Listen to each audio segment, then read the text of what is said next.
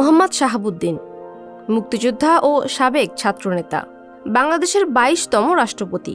21তম রাষ্ট্রপতি মোহাম্মদ আব্দুল হামিদের স্থলাভিষিক্ত হয়েছেন তিনি। মোহাম্মদ শাহাবুদ্দিনের জন্ম 1949 সালের 10 ডিসেম্বর পাবনা শহরের শিবরামপুরের জুবিলি ট্যাঙ্ক পাড়ায়।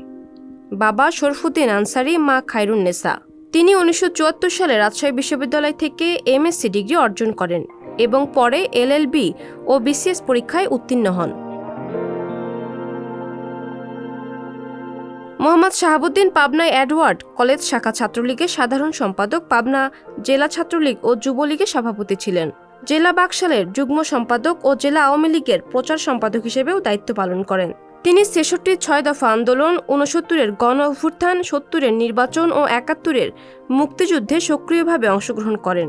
পাবনা জেলার আন্দোলন সংগ্রামে সামনে থেকে নেতৃত্ব দেন। 75-এর 15 আগস্ট বঙ্গবন্ধু সপরিবারে নিহত হলে তিনি এর তাৎক্ষণিক প্রতিবাদ করেন। ওই সময় সামরিক স্বৈরশাসকদের রোষানলে 3 বছর জেল খাটেন ও অমানসিক নির্যাতনের শিকার হন। মোহাম্মদ শাহাবুদ্দিন দৈনিক বাংলার বাণীতে সাংবাদিকতাও করেছেন। তার অনেক কলাম বিভিন্ন জাতীয় দৈনিকে ছাপা হয়েছে। কর্মজীবনে তিনি জেলা ও দায়রা জজ এবং দুদক কমিশনার হিসেবে দায়িত্ব পালন করেন। প্রধানমন্ত্রীর কার্যালয়ের পরিচালক এবং বঙ্গবন্ধু হত্যা মামলায় আইন, বিচার ও সংসদ বিষয়ক মন্ত্রণালয়ে নিযুক্ত সমন্বয়কারী হিসেবেও তিনি দায়িত্ব পালন করেন।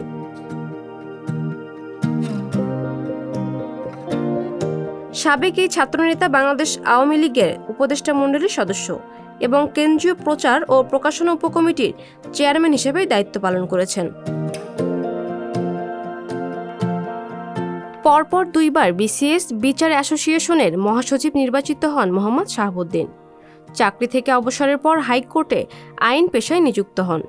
পরবর্তী সময়ে 2001 সালের নির্বাচন পরবর্তী সহিংসতা তদন্তে বিচার বিভাগীয় তদন্ত কমিশনের চেয়ারম্যান হিসেবে দায়িত্ব পালন করেন।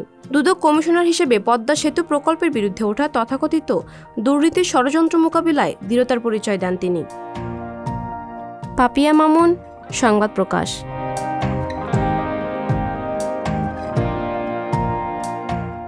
সংবাদ, ফিচার ও অনুষ্ঠানের জন্য ভিজিট করুন সংবাদ প্রকাশের ওয়েবসাইট এবং যুক্ত থাকুন ফেসবুক পেজ ও ইউটিউব চ্যানেলের সঙ্গে।